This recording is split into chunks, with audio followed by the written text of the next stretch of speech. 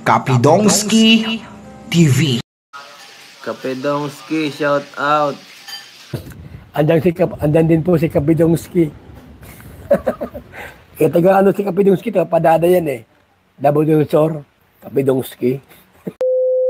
Arjin kasing bongga ng birthday celebrations kay Erica. Welcome back po mga idol sa aking munting channel ang Bisayang taga Davao Kapedongski TV. Nagbabalik muli ang inyong lingkod. Happy New Year po sa lahat ng taga-subaybay sa aking munting channel. Sana magkasama pa rin tayo mga idol ngayong taong 2024.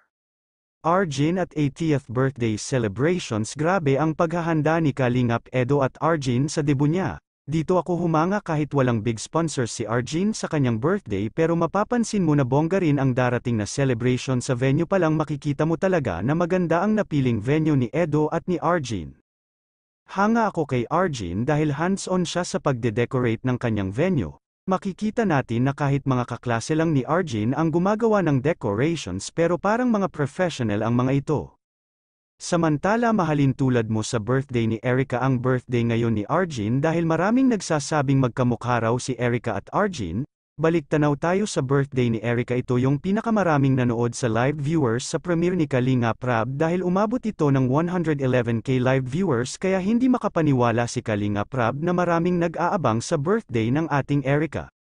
Iba talaga ang hatak ni Erica sa mga tao dahil nakikita nila na mabait talaga ang batang ito. Pero may iba rin na kahit naka-move on na ang lahat pero may manggilan nila na hindi talaga maka-move on sa nangyari. Kaya kung ako sa inyo, mag-move on na tayo 2024 na huwag na tayong manggialam sa buhay ng may buhay. Unahin na muna natin ang ating mga sarili para aasenso tayo at para hindi rin tayo husgahan ng ating Panginoon.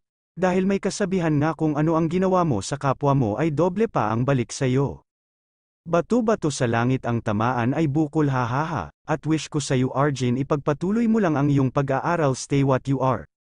At palaging manalig sa Panginoon. Hindi natutulog ang Diyos ngayon. Unti-unti nang nakaranas kayo ng kaginhawaan sa buhay dahil may pinadala si Lord na taong magbigay sa inyo ng tulong, at iyon ay sa katauhan ni Kalingap Edo. Mga idol, watch the full video sa channel ni Kalingap Edo. Like, share, subscribe, at higit sa lahat ay don't skip ads rin tayo sa mga video ni Kalingap Edo para mas marami pa siyang matulungan. Hanggang dito na lang muli ang inyong lingkod at nagsasabing ang Ginoo nagauban ka natong tanan. I love you all.